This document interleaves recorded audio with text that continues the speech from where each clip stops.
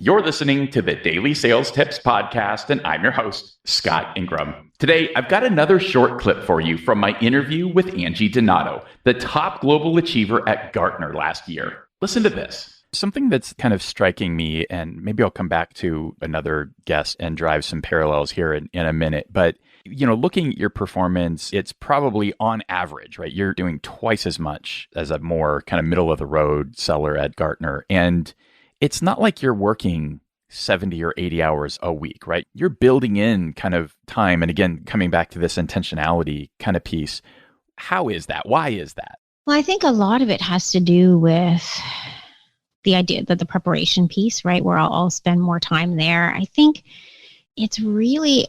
people might lose sight of just understanding what the problem is that your client is facing, right? What is that problem? And they rush too quickly to a solution that may not be the right solution. And I think people also, a big part of it is we all have timelines, right? That we need to meet, but I very much focus on what is the client's timeline? Like, what are the things that they need to do or achieve, and work from that versus my timeline? Because if I continue to have this customer-centric approach versus an Angie-centric approach, or whatever's best for, I think that's the piece I think that is a little bit different for me, maybe than what others are doing. Because I don't want to work 70, 80 hours a week. Well, and you remind me a lot of Brandon Fluharty, who I've actually had on this show a couple of times.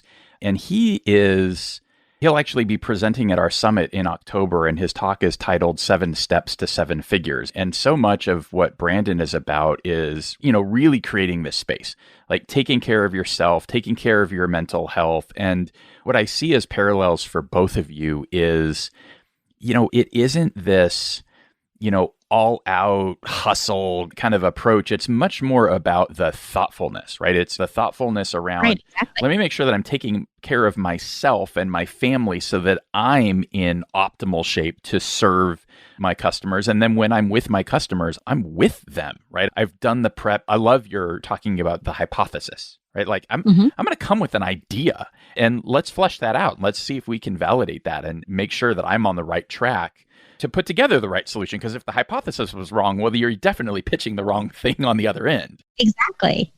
And I'm not always right. Of course I'm not. And so that's okay though. And I think people are fine with you maybe not being right. And, sometimes say, well, Angie, you know what? That's actually not really right. It's more like this. Yeah. Right. But that's okay. Right. Because at least they've known that I've put in some effort to try to understand. I may not be right, but they're much more open and willing to talk about it. Because at the end of the day, I don't want them to, buy something that isn't going to help solve their problem, because then they're not going to be happy. They're not going to renew the service. They're not going to grow, right? And I'm not going to be happy because I'll have that like little pit in my stomach feeling, right, that I don't like. So I think you're absolutely right. It is much more about being thoughtful and intentional and being present. You'll find my full interview with Angie in episode 128 of the Sales Success Stories podcast, and Brandon Fluharty's presentation on the 7 steps to earning 7 figures is happening in less than 2 weeks at the Sales Success Summit. And you can register for the sponsor-supported live stream for free at toponesummit.com. But as always, we'll have all those links for you at DailySales.Tips/983.